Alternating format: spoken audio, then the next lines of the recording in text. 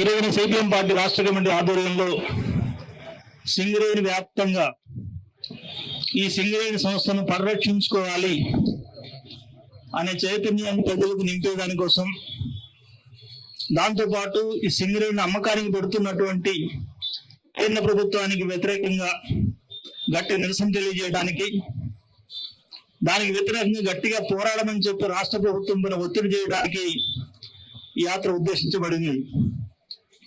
ఒక CPM party మాత్రమే యాత్ర చేసినంత మాత్రంలో ఈ ప్రమాదం ఆగిపోదు. సిపిఎం పార్టీతో పాటు కలిసి వచ్చే అన్ని రాజకీయ పార్టీలు, ప్రజా సంఘాలు, విస్తృతమైన ప్రజానీకం, వేలాది మంది కార్మిక వర్గం, కార్మికుల కుటుంబాలు అందరూ కూడా ఈ ఉద్యమంలో ఉధృతంగా పాల్గొనాల్సిన అవసరం ఉందని నేను విజ్ఞప్తి చేస్తున్నాను. కార్మిక వర్గమే కాదు, ఇతర ప్రజలు కూడా సింగరేణిని రక్షించుకోవడానికి కొనుక్కోవాలి. ఎందుకంటే సింగరేణి మీద ఆధారపడేది కేవలం అందులో పనిచేసే ఉద్యోగులు, కార్మికులు మాత్రమే కాదు. దీని ఆధారంగా అనేక వృత్తులు సాగిస్తున్నటువంటి వాళ్ళు, ఇప్పుడు ఇక్కడ కిరాణా షాపులు ఉన్నాయి. ఇక్కడ సింగరేణి లేకపోతే, ఉత్పత్తి లేకపోతే, కార్మికులు లేకపోతే, కార్మికుల కుటుంబాలు లేకపోతే, ఇంకా కిరాణా షాపులు ఏమైతే, హోటళ్ళు ఏమైతే, లేదా ఇతర వ్యాపారస్తులు, పళ్ళ కొట్లు కానీ ఇంకా ఇతర వ్యాపకాలను ఏమైపోతే వాళ్ళ వృత్తి ఏమవుతుంది. కాబట్టి ఇది మొత్తం ప్రజానీకానికి నష్టం. ప్రజానీకం యొక్క జీవనాధారాన్ని పొట్టగొట్టేటువంటి చర్య ఇది. మరొక వైపున ఆర్థికంగా చూస్తే ప్రభుత్వ రంగ సంస్థలు అనేవి చాలా కీలకం. ఏ దేశంలో అయినా సరే ప్రభుత్వం చేతిలో ఆర్థిక వ్యవస్థ కొంతన్న పట్టు కలిగి ఉండకపోతే ప్రైవేట్ వాళ్ళు ఇష్టం వచ్చినట్టుగా విజృంభిస్తారు. ఇప్పుడు ఆర్టీసీ బస్సులు ఉన్నాయి, గవర్నమెంట్ కింద ఉన్నాయి. ఆర్టీసీ బస్సులు గవర్నమెంట్ కింద ఉండబట్టి ప్రైవేట్ వాళ్ళు కంట్రోల్లో ఉన్నారు. అది ఈ బస్సులన్నీ ప్రైవేటీకరణ చేస్తే అన్ని ప్రైవేట్ బస్సుల మీద ఆధారపడాల్సి వస్తే వాళ్ళు ఇష్టం వచ్చిన రేటు నిర్ణయిస్తారు, వాళ్ళు ఇష్టం వచ్చినట్టు దోపిడీ చేస్తారు. అంతేకాదు వాళ్ళకి ఇష్టమైన రూట్లలో, లాభాలు వచ్చే రూట్లలోనే ఆర్టీసీ బస్సు నడుపుతాడు. కాబట్టి ఆ రకంగా అనేక గ్రామాలు సౌకర్యాలు కోల్పోతాయి. ఈ బస్సు అంటే మనకు స్పష్టంగా అర్థమవుతోంది. సింగరేణి సంస్థలు అట్లాంటిదే. సింగరేణి సంస్థలు లాంటివి ప్రభుత్వ రంగ సంస్థలు అనేక ఉన్నాయి ఈ దేశంలో. వాటిని ప్రభుత్వం నిర్వహించుకుంటేనే వాటి నుంచి వచ్చే లాభాలు ప్రభుత్వానికి ఉపయోగపడతాయి, ప్రైవేట్ వాళ్ళ మీద పట్టు సాధించడానికి ఉపయోగపడతాయి. ఆ రకంగా సింగరేణి సంస్థ నుంచి వందల వేల కోట్ల రూపాయలు ప్రతి సంవత్సరం రాష్ట్ర ప్రభుత్వానికి, కేంద్ర ప్రభుత్వానికి ఆదాయం వస్తుంది. కాబట్టి ఇట్లాంటి సంస్థని అమ్మడానికి ఎందుకు పూనుకుంటున్నారు అనేది మనం అందరూ ఆలోచించాల్సిన విషయం. దీన్ని అమ్ముతున్నది ఎవరు, దీని అమ్మితే వచ్చే నష్టాలు ఏంటి, వివరాలు ఏంటి అని చూసినప్పుడు సింగరేణిలో ఈ ప్రాంతం మొత్తం దాదాపు 900 కోట్ల టన్నుల యొక్క 900 కోట్ల టన్నుల బొగ్గు ఉంది. అయితే ఇప్పటి వరకు తీసిన బొగ్గు 150 ఏళ్ళు అయింది. బొగ్గు ప్రారంభమై బొగ్గు తీయడం 150 ఏళ్ళుగా మనం తీసి తీసి తీసి మన చేతులు ఎరిగినాయి. మన తాతలు తండ్రులు చేసి చచ్చిపోయిన వాళ్ళు ఉన్నారు. ఈ 150 ఏళ్ళు తీసినా సరే ఇప్పటికి తీసింది కేవలం 175 కోట్ల టన్నులు మాత్రమే. చూడండి, 900 కోట్ల టన్నులు ఉంది భూమిలో, 175 కోట్ల టన్నులు మాత్రమే బయటికి తీశారు. మిగతా కోట్ల కొద్ది టన్నులు మొత్తం పూర్తిగా తీసుకోవడానికి అవకాశం ఉంది. ఆ రకంగా ఇప్పుడు 150 ఏళ్ల పాటు సాగినటువంటి ఈ బొగ్గు ఉత్పత్తి ఇంకొక 200-300 ఏళ్ల పాటు, ఎంత ఉత్పత్తి వేగం పెంచినా సరే ఇంకో 200-300 ఏళ్ల పాటు మనకు ఉపాధి కల్పించే అవకాశం ఉంది. ఇంత అపారమైనటువంటి ఖనిజ వనరుని ప్రభుత్వం చేతిలో ఉంచుకోకుండా ప్రైవేట్ వాడికి అప్పచెప్పేస్తే వాళ్ళ ధర పెంచడా, అందుబాటులో ఉంటాడా, వాళ్ళ లాభాలు చూసుకోవడం తప్ప ప్రజల సంక్షేమం చూస్తాడా, మనకు ఉద్యోగాలు ఇస్తాడా? 1000 మంది చేసే పని ఒక యంత్రం, ఒక కంప్యూటర్ తీసుకొచ్చి అక్కడ పెట్టేస్తాడు, ఉద్యోగాలన్నీ పీకేస్తాడు. ఇప్పటికే ఈ 150 ఏళ్ల చరిత్రలో సింగరేణిలో అంతకుముందు 1,00,000 పైగా కార్మికులు ఉన్న పరిస్థితుల నుంచి బహుశా ఇప్పుడు నాకు గుర్తున్న 40,000 కార్మికులు ఉన్నారు. ఇప్పుడు అంటే 60-70 వేల కార్మికులు తగ్గిపోయారు. ఎందుకు తగ్గిపోయారు? అంటే అక్కడ పని లేక కాదు, పని ఉంది కానీ 10 మంది చేసే పని ఒక యంత్రం పెట్టి చేయిస్తున్నారు, 100 మంది చేసే పని ఒక కంప్యూటర్ పెట్టి చేయిస్తున్నారు. గవర్నమెంట్ చేతిలో ఉన్నప్పుడు ఇట్లా జరుగుతుంటే ఇక ప్రైవేట్ వాళ్ళ చేతుల్లో ఇంకెంత దారుణంగా నిరుద్యోగ సమస్య వస్తుంది, ఎంతమంది ఉద్యోగాలు ఊడిపోతే, ఎన్ని కార్మిక కుటుంబాలు బజార్న పడితే అనేది మనం ఆలోచించుకోవాల్సిన విషయం. అంతేకాదు, సింగరేణిలో ఉద్యోగాలు అన్నప్పుడు ఎస్సీకి ఇస్తున్నారు, ఎస్టీలకు ఇస్తున్నారు, బీసీలకు ఇస్తున్నారు, మహిళలకు ఇస్తున్నారు, వికలాంగులకు ఇస్తున్నారు. కొన్ని రిజర్వేషన్లు కొన్ని పద్ధతుల్లో గవర్నమెంట్ లో ఉంది కాబట్టి అమలు జరుగుతున్నాయి. కానీ ప్రైవేట్ పడికి పోయిన తర్వాత ఈ పద్ధతి ఏమి ఉండదు. ఇంకా వాడు ఇష్టం వచ్చినటువంటి బామ్మర్ది కొడుకునో మేనమా వాళ్ళున్నో ఎవరినో పెడతాడు ఉద్యోగాల్లో. అంతే తప్ప సామాజిక న్యాయం అనేది ఉండదు. దళితులకు, ఎస్టీలకు ఇట్లాంటి వాళ్ళందరికీ ఉద్యోగాలు వచ్చే అవకాశం ఉండదు. ఇంత దారుణంగా దోపిడీ జరిగే అవకాశం ఉంది. కాబట్టి సింగరేణిని ప్రైవేటీకరించడం అనేది తప్పు. ఆ దేశానికి నష్టం, కార్మికులకు నష్టం. దీన్ని తీవ్రంగా వ్యతిరేకించాలి. వ్యతిరేకించేదాకా గవర్నమెంట్ ఒప్పుకొని క్షమాపణ కోరేదాకా మనం ఉద్యమం సాగించాల్సిన అవసరం ఉంది అని చెప్పి నేను అందరికీ విజ్ఞప్తి చేస్తున్నాను. ఇప్పుడే కాదు, గత కొన్ని సంవత్సరాలుగా ఈ అమ్మకం కొనసాగుతోంది. గతంలో బీఆర్ఎస్ ప్రభుత్వం ఉన్నప్పుడు కూడా కొన్ని బ్లాక్లు అమ్మేశారు. ఇప్పుడు కాంగ్రెస్ ప్రభుత్వం వచ్చినప్పుడు ఎన్నికల్లో చాలా మాటలు చెప్పారు, సింగరేణిని రక్షిస్తామని చెప్తున్నారు.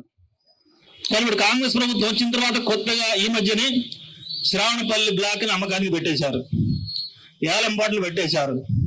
ఆ ఏలంపాటలో స్వయంగా కేంద్ర ప్రభుత్వంలో ఉన్న బీజేపీ, ఆ బీజేపీ నాయకుడు కిషన్ రెడ్డి గారు, కేంద్ర మంత్రి, అట్లాగే రాష్ట్రంలో ఉప ముఖ్యమంత్రి భట్టి గారు ఇద్దరు స్టేజ్ మీద జాయింట్ గా కూర్చొని వేలంపాట్లు పెట్టేశారు. ఏదో సామెత ఉంటది, నోటితో మెచ్చుకొని నొసడితో ఎక్కిరించడం అని. ఇప్పుడు అట్లే ఉంది. ఒకవైపున ముఖ్యమంత్రి ఏమంటున్నాడు, సింగరేణి ఏం కానియం మేము, దాని ప్రైవేట్ వాళ్ళకి అమ్మం, దాని ఉద్యోగాలు తీసేయం, అది మేము హామీ ఇస్తున్నాం అని చెప్పి పదే పదే చెప్తున్నాడు ముఖ్యమంత్రి గారు. చాలా సంతోషం ముఖ్యమంత్రి గారు, మీరు అంత మంచి మాట చెప్పినందుకు సంతోషం. కానీ చెప్పే మాట అది చెప్తున్నారు, మళ్ళీ మీ ఉప ముఖ్యమంత్రి వచ్చి వేలంపాట్లో పాల్గొంటున్నాడు. దీన్ని ఎట్లా అర్థం చేసుకోవాలి? మెడకాయ మీద తలకాయ నోటికి ఎవరికైనా అర్థమవుతుంది ఇది పైకి ఒక మాట చెప్తున్నారు, లోపల ఇంకో పని చేస్తున్నారు అనేది. ఈ రకమైన ద్వంద్వ వైఖరి రాష్ట్ర ప్రభుత్వానికి ఉండకూడదు.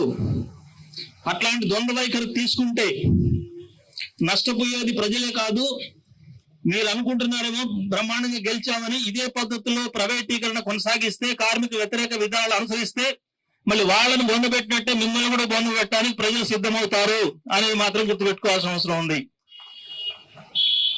రాష్ట్ర ప్రభుత్వాలు ఇంకో మాట అనొచ్చు, ఇక్కడ ఉన్న కాంగ్రెస్ నాయకులు కొంతమంది ఆలోచించవచ్చు, మేమేం చేయాలండి, కేంద్రంలో ఉన్న కేంద్ర ప్రభుత్వం నరేంద్ర మోడీ గారు బీజేపీ, మరి ఆయన నిర్ణయం చేసిన తర్వాత కేంద్ర ప్రభుత్వం ముందు మనం ఎంత, మనం దాని గురించి ఎదిరించలేం కదా అని. ఎందుకు ఎదిరించలేరు? సింగరేణిలో ఎవరు వాటాలు ఎన్ని ఉన్నాయి? రాష్ట్ర ప్రభుత్వానికి 51% వాటాలు ఉన్నాయి, కేంద్ర ప్రభుత్వానికి కేవలం 49% వాటాలు మాత్రమే ఉన్నాయి. 51% వాటా ఉన్న మన నిర్ణయం అమలు జరగాల, 49% వాటా ఉన్న వాళ్ళ నిర్ణయం అమలు జరుగుతా? బీజేపీ వాళ్ళది, కేంద్ర ప్రభుత్వాన్ని. ఇది ఎవరినైనా సాధారణ లెక్క తెలిసిన ఎవరినైనా అడగండి, మీరు ఎవరైనా అర్థం చేసుకోగలిగిన సమస్య. ఒక కంపెనీ ఉంటే ఆ కంపెనీలో వాటాదారులు ఉంటే మెజారిటీ వాటాదారులు ఏమి నిర్ణయం చేస్తే అమలు జరగాలి. అయినప్పుడు రాష్ట్ర ప్రభుత్వం వాళ్ళు మేము ప్రైవేటీకరించాం, సింగరేణిని ప్రైవేట్ వాళ్ళకి అమ్మం అని ఒకవైపు చెబుతూ, ప్రధాన వాటాదారుగా ఉన్న మీ రాష్ట్ర ప్రభుత్వమే మేము ఉప ముఖ్యమంత్రి స్వయంగా వేలంపాట్లో పాల్గొన్నాడంటే అర్థం ఏంటి? ప్రజల కోసం ముసలి కన్నీళ్లు గారుస్తూ, ఓట్ల కోసం 4 మాటలు చెప్తూ, అసలు విషయం మాత్రం ఆ అదానిలకు, ఆ అమ్మాయిలకు, ఆ పెట్టుబడిదారులకు, ఆ కార్పొరేట్ శక్తులకు బీజేపీ లాగానే మీరు కూడా అమ్ముడుపోవడం కాదా? దీనికి స్పష్టంగా రాష్ట్ర ప్రభుత్వ నాయకులు సమాధానం చెప్పాల్సిన అవసరం ఉంది. ఇంకో మాట చెప్తున్నారు, ఈ మధ్య సింగరేణి చర్చ వచ్చిన దగ్గర నుంచి రాష్ట్ర ప్రభుత్వ మంత్రులు ఇంకా మిగతా నాయకులు ముఖ్యమంత్రితో సహా మేము సింగరేణి ప్రైవేటీకరించే సమస్య లేదు. కొంతమంది కూడా ఆ సందేహంలో ఉండొచ్చు, సింగరేణి ప్రైవేటీకరించట్లేదు కదా, ఒక బొగ్గు బ్లాక్ కదా అమ్ముతున్నది, ఒక బొగ్గు బ్లాక్ అమ్మినంత మాత్రం సింగరేణి సంస్థలు అమ్మినట్టు ఎట్లా ఉంది అని అనుకుంటే పొరపాటు. ఇక్కడున్న ప్రస్తుతం సింగరేణి ఆధీనంలో పనిలో ఉన్నటువంటి మైన్స్ లో బొగ్గు అయిపోతుంది. మీకు విషయం తెలుసో తెలియదో, అసలు సింగరేణి పుట్టింది ఖమ్మం జిల్లాలో, ఆ ఖమ్మం జిల్లాలో బొగ్గు లేదు, ఇప్పుడు అయిపోయింది దాదాపు. ఇప్పుడు ఏమైనా ఉంటే ఈ ప్రాంతంలో ఉంది. ఈ మంచిర్యాలలో లేదా పెద్దపల్లిలో ఈ జిల్లాల్లో ఆదిలాబాద్ దాకా ఉన్న అడవిలో ఇక్కడ బొగ్గు బ్లాకులు ఉన్నాయి. ఈ బొగ్గు బ్లాకులన్నింటినీ ప్రైవేట్కి అప్పచెప్పిన తర్వాత సింగరేణి ఇప్పుడున్న మైళ్ళతో బతికే సమస్య లేదు. ఇప్పుడున్న మైళ్ళు ఎంతో కాలం ఉండదు ఇంకా. అందుకే ప్రభుత్వం యొక్క కుట్ర ఏంటంటే ఇప్పుడున్న మైళ్ళు కాదు, సింగరేణి ప్రైవేట్ కూడా అమ్మటం అనేది డైరెక్ట్ గా పెట్టదు, దీనికి మాత్రం అన్నం పెట్టదు. దీనికి భవిష్యత్తులో బొగ్గు విస్తరణ చేసేదానికి అవకాశం ఉండదు. కొత్త మైళ్ళన్నింటినీ ప్రైవేట్ వాళ్ళకి ఇచ్చేస్తారు. దీని అర్థం ఏంటి? ఈ రకంగా సింగరేణిని డైరెక్ట్ గా అమ్మకుండా తనకు తానే అమ్ముకునేటట్టుగా, తనకు తానే పస్తులను చచ్చిపోయేటట్టుగా, సింగరేణి తనకు తానే ఆత్మహత్య చేసుకునేటట్టుగా ఈ ప్రభుత్వం వ్యవహరిస్తోంది. దీన్ని మనం అర్థం చేసుకోవాల్సిన అవసరం ఉంది. ఒట్టికెక్కలేదమ్మా స్వర్గానికి ఎక్కినట్టు ఈ మధ్య మనవాళ్ళు పోయి ఒరిస్సాలో ఓ పెద్ద మైన్ స్టార్ట్ చేయడానికి ప్రయత్నం చేస్తున్నారు. ఒరిస్సాలో నైని కోల్ బెల్ట్ అని ఒకటి ఉంది, కోల్ ప్రాజెక్ట్. అక్కడ పోయి లీజు తీసుకున్నారు ఓ 25,000 ఎకరాలు. అక్కడంతా ఎక్కువ ఫారెస్ట్ ఉంది. ఒక 400 హెక్టార్లలో ఫారెస్టే ఉంది మొత్తం. అందులో 300 హెక్టార్లు రిజర్వ్ ఫారెస్ట్. ఇప్పటి వరకు కాగితాల మీద కళలు కదలట్లేదు ఆడ. ఆ రాష్ట్ర ప్రభుత్వం ఆ ఫారెస్ట్ ని రిలీజ్ చేయట్లేదు. ఆ ఫారెస్ట్ లో ఏలు పెట్టడానికి, గ్రౌండ్ చేయడానికి పర్మిషన్ ఇవ్వట్లేదు. అయినా సరే మన ముఖ్యమంత్రి గారు, ఉప ముఖ్యమంత్రి గారు దాని చుట్టూ తిరుగుతున్నారు. ఇప్పుడు ఒరిస్సా ప్రభుత్వం చుట్టూ తిరుగుతున్నారు, మాకు పర్మిషన్ ఇవ్వండి అవి దొరుకుంటామని. అసలు చేతిలో ఉన్న ఏదో అంటారే ముంతలో నీళ్లు వదిలిపెట్టి మధ్యలో వైపు చూసినట్టుగా నీ చేతిలో ఉన్న సింగరేణి ప్రాంతంలో ఉన్న గనులన్నింటినీ ప్రైవేట్ వాళ్ళకి అప్పచెప్పడం ఏంటి? నువ్వు ఎక్కడో ఉన్న ఒరిస్సాలో అక్కడ నైని గనుల్లో నుంచి బొగ్గు తీసుకొచ్చుకుంటా అని చెప్పడం ఏంటి? ఇది వింతగా లేదు. కాబట్టి అర్థం చేసుకోవాల్సిన రాష్ట్ర ప్రభుత్వం తలతెక్క వ్యవహారాలు చేస్తుంది. ఆకుకు అందకుండా పోగకు పొందకుండా చెప్పేది ఒకటి చేసేది ఒకటిగా ఉంది. కాబట్టి ఇట్లాంటి వైఖరి మార్చుకోవాలని చెప్పి మనం డిమాండ్ చేయాల్సిన అవసరం ఉంది. రాష్ట్ర ప్రభుత్వానికి పూర్తి అధికారం ఉంది తప్ప కేంద్ర ప్రభుత్వానికి దీని మీద పూర్తి అధికారం లేదు. రాష్ట్ర ప్రభుత్వం ఎదురు మాట్లాడితే కేంద్ర ప్రభుత్వం ఏం చేయగలిగేది కూడా లేదు. ఇంకా చెప్పాలంటే చరిత్రలోకి పోతే అసలు రాష్ట్ర ప్రభుత్వానికే కాదు, మిగతా ఆంధ్రప్రదేశ్ ప్రభుత్వానికి కూడా ఇందులో వాటా లేదు. మొట్టమొదలు 1871లో ఫస్ట్ ఈ ప్రాంతంలో కోల్ కనిపెట్టింది బ్రిటిష్ వాళ్ళ రాజ్యంలో. ఆనాడు భూగర్భ సర్వే చేసే ఒక ముఖ్యుడు డాక్టర్ కింగ్ ఆయన పేరు. ఆయన సర్వేలో తేలింది ఇక్కడ బొగ్గు ఉంది అని. ఎక్కడ తెలిచాడు? సింగరేణి అనే ఊళ్ళో ఉంది. ఇప్పుడు సింగరేణి కాలరీస్ అంటున్నాం మనం. ఈ సింగరేణి కాలరీస్ అనే పేరులో వచ్చింది. సింగరేణి అని ఒక ఊరు ఉంది.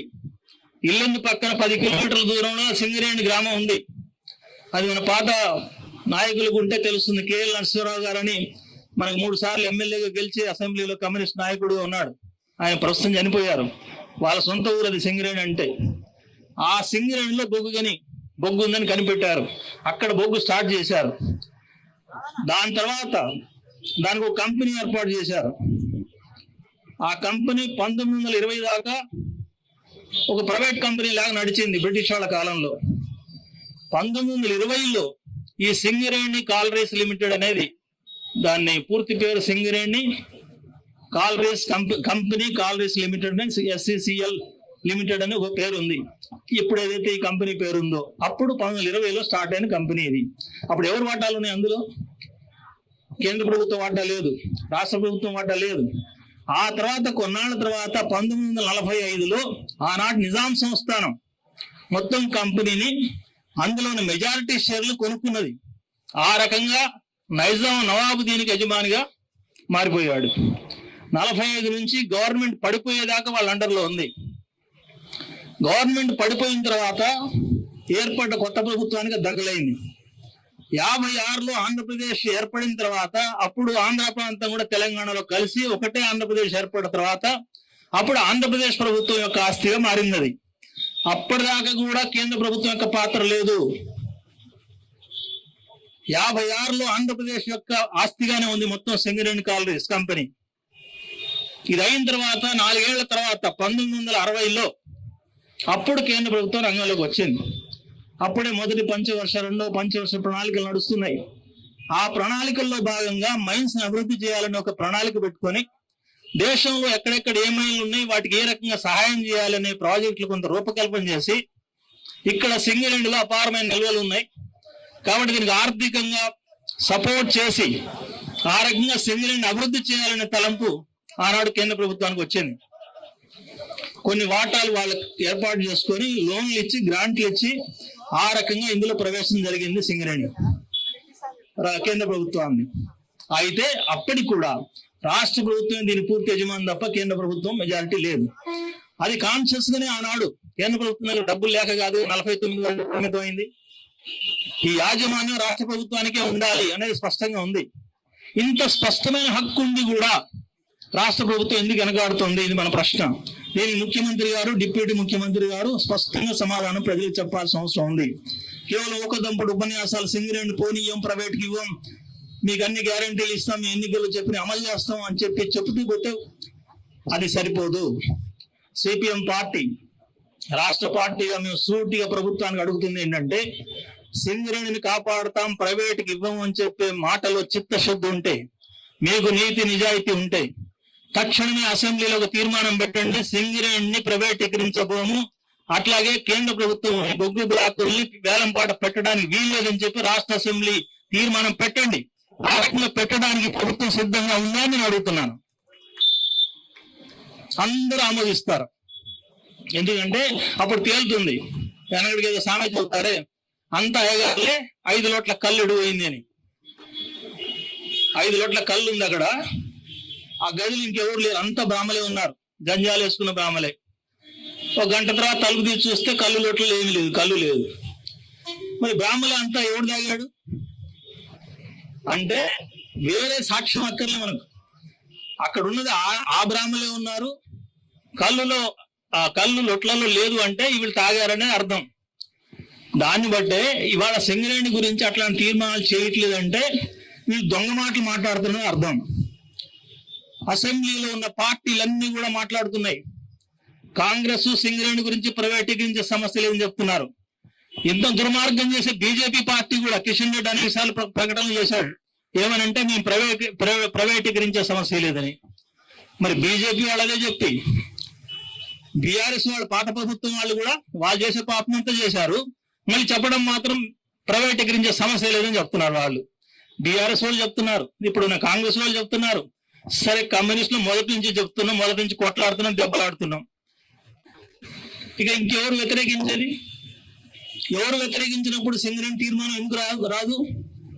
ఇంకొక మాట కూడా చెప్తున్నా ముఖ్యమంత్రి గారికి, అసెంబ్లీలో తీర్మానం చేయడంతో పాటు అన్ని పార్టీలను కలిసి మీ నాయకత్వంలో ఢిల్లీ పోవడానికి సిద్ధం.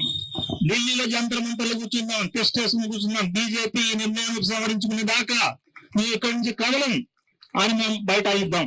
అప్పుడు వాళ్ళ రంగు తేలిపోతుంది. పోకపోతే వీళ్ళ రంగు తేలిపోవాలి. వీళ్ళ రంగును తేలాలి, వాళ్ళ రంగును తేలాలి. ఇది తేలాలంటే ఈ ఖచ్చితమైన పట్టుదల కొద్దిమంది నాయకులు, కొద్దిమంది ప్రజలు కోరితే ఇది రాదు. విస్తారంగా సింగరేణి వల్ల లాభం పొందుతున్న ప్రతి కుటుంబం, ప్రతి కార్మికుడు, ప్రతి ఉద్యోగి, అట్లాగే మన మీద ఆధారపడి జీవిస్తున్న అనేక కుటుంబాలు, ఇతర ప్రజలు, పత్రికా లోకం, వీళ్ళందరూ ఏకకంఠంతో ఈ రకమైన డిమాండ్తో మనం ముందుకు సాగితే సింగరేణిని కాపాడుకోలేము. సింగరేణిని కాపాడుకుంటే తప్ప లక్షలాది మంది యొక్క భవిష్యత్తు, వాళ్ళ బ్రతుకు ముందుకు సాగదు. మనం సరే, మన పిల్లల తర్వాత పిల్లలు, మన తరాలన్నీ సింగరేణి మీద ఆధారపడి ఉన్నాయి. ఇప్పటి వరకు భవిష్యత్తులో ఆధారం చెదరకుండా ఉండాలంటే, మన పిల్లల భవిష్యత్తు బంగారు భవిష్యత్తు ఉండాలంటే ఖచ్చితంగా ఈ పోరాటం ముందుకు సాగాలి. రాష్ట్ర ప్రభుత్వం పైన ఒత్తిడి తీసుకురావాలి, కేంద్ర ప్రభుత్వం పైన ఒత్తిడి తీసుకురావాలి. అందుకు మీరందరూ కూడా పూనుకోవాలని నేను కోరుతున్నాను. వాస్తవంగా అట్లాంటి పోరాటం పెద్ద ఎత్తున సాగకపోతే బీజేపీ ప్రభుత్వం దిగిరాదు. ఆ రకమైనటువంటి కృషి కొంత జరిగింది కాబట్టి మొన్న జరిగిన పార్లమెంట్ ఎన్నికల్లో బీజేపీ కొంత దెబ్బతిని చావు తప్పి కన్నులొట్టబోయినట్టుగా బొడ్డాబొట్టి మెజారిటీ తోటి గవర్నమెంట్ ఏర్పాటు అయింది. ఇదే సమయం, సరైన సమయం. గట్టి ఒత్తిడి తీసుకొస్తే ఖచ్చితంగా బీజేపీ ప్రభుత్వం కూడా వెనక్కిపోయే అవకాశం ఉంటుంది. అట్లా కాకుండా ఒకళ్ళపైన ఒక ఆరోపణలు చేసుకుంటూ కాలం వెళ్ళబుచ్చితే మాత్రం బీజేపీ వాడు ఏదో పిల్లి తగాది ఎవడో తీర్చినట్టుగా వాడు కొట్టేయడానికి సిద్ధపడతాడు. ఇక్కడ మన రాష్ట్రంలో అంత పొద్దుస్తమాన బీఆర్ఎస్ తిట్టి కాంగ్రెస్, కాంగ్రెస్ తిట్టి బీఆర్ఎస్, వీడి మీద వాడి స్టేట్మెంట్, వాడి మీద వీడి స్టేట్మెంట్, అసెంబ్లీలో కూర్చున్న సాదే మాట్లాడుతున్నారు.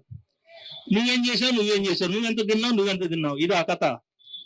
మీరందరూ తినే బాబతోళ్ళే, అందులో ఎవరికి సందేహం లేదు, ప్రజలందరూ తెలుసు. కానీ ఇప్పుడు కనీసం ప్రజల నోటికాడ కూడు కాజేస్తున్నప్పుడన్నా మీరు తినే తిండి తినండి, కానీ ప్రజల తిండి కాజేయకుండా చూడడానికి కలిసి పోట్లాడండి, కలిసి మాట్లాడండి, సింగరేణి గురించి అందరూ ఒక అభిప్రాయానికి రండి అని చెప్పి మేము అందరికి విజ్ఞప్తి చేస్తున్నాం. ఆ రకంగా చేస్తే తప్ప, ఐక్య కార్యాచరణతో ముందుకు వస్తే తప్ప సింగరేణి రక్షించుకోలేం. సింగరేణి ప్రాంతంలో ఉన్న ప్రజలందరికీ, అట్లాగే కార్మిక సోదరులందరికీ, కార్మిక కుటుంబాల్లో ఉన్న మిత్రులందరికీ నా విజ్ఞప్తి చేస్తున్నా, ఈ పోరాటంలో కలిసి రండి, పెద్ద ఎత్తున ఉద్యమించండి. ఒకనాడు 2 రోజులు ఒక పరిరక్షణ యాత్ర జరిగితేనో, ఒక మీటింగ్ జరిగితేనో సరిపోతుంది.